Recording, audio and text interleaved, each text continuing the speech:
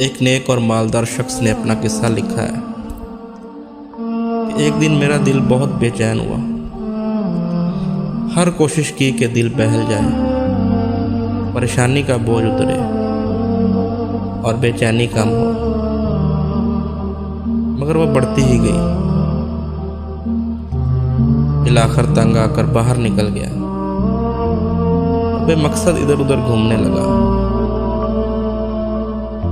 इसी दौरान एक मस्जिद के पास से गुजरा तो देखा कि दरवाज़ा खुला है। फर्ज नमाजों में से किसी का वक्त नहीं था।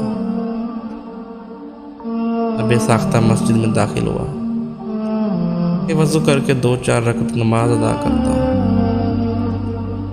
मुमकिन है दिल को राहत मिलेगी। वज़ू के बाद मस्जिद में दाखिल हुआ तो एक साहब को देखा, खूब रो रो कर गिड़गिड़ा कर दुआ मांग रहे हैं और काफ़ी बेकरार है। और से इनकी दुआ सुनी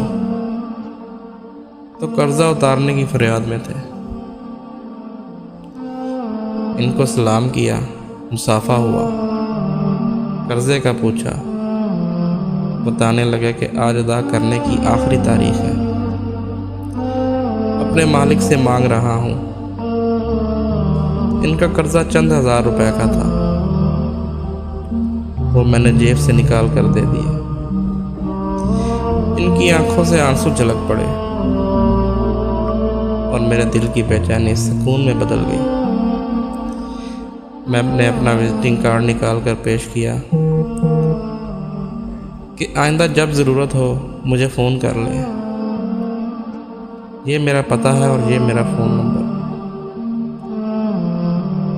उन्होंने बगैर कार्ड देखे वापस कर दिया और कहा, ना जनाब, ये नहीं, मेरे पास उनका पता मौजूद है जिन्होंने आज आपको भेजा है। मैं किसी और का पता जेब में रख कर उनको नाराज़ नहीं कर सकता।